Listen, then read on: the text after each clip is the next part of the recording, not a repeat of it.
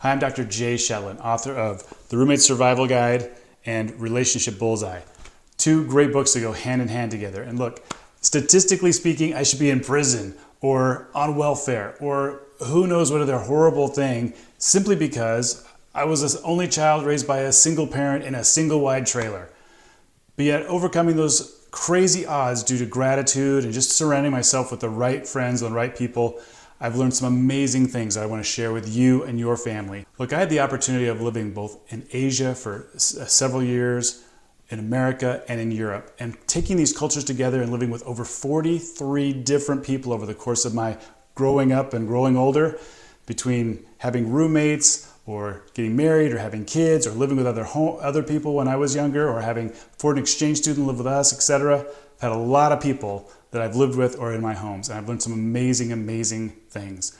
One of the coolest things I learned was having rules in your home, keeping a good, organized, structured, clean home. And when you do that, you create an environment where it's a sanctuary. And you can make your home a sanctuary regardless if it's a one-bedroom or studio apartment or a big house. The key things are a few cool rules that I learned from some amazing people around the world.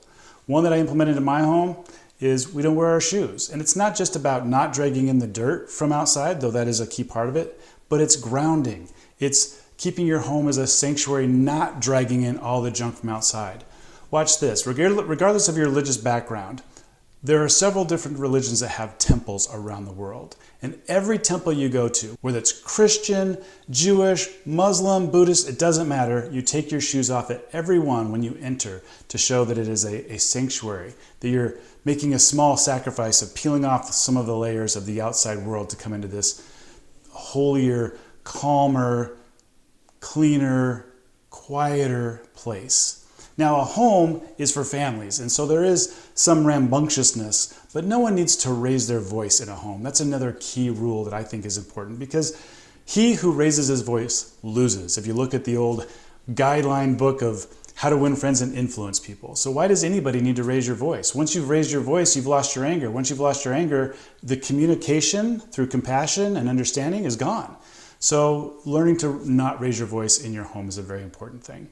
The reason I really enjoy this book and writing it for young people getting ready to go on a mission or going to college to be a roommate with others, or young couples that are now going to start to join together and have their own home for the first time, we all come from different backgrounds, and it's good to have some regular discussion or some key points that we all share on so that we can come back to those. If we're trying to change and we're making mistakes, we've agreed to something. That's why this book is so cool. As you're reading through it, it also has contracts and agreements through the course of it. And when we don't have agreements and understanding, we have chaos. And chaos creates confusion, it creates assumptions, and all of those lead to discord in a relationship. Aren't healthy relationships the real reason we're here on this rock in the first place? So it's so much more fun to build healthy relationships than always just have struggle and turmoil. So I'm going to suggest that if you have kids living at home that are over the age of 18, they read this book and they sign the contract. You can get the contract at drjshetlin.com. You can download it, or you can make your own contract.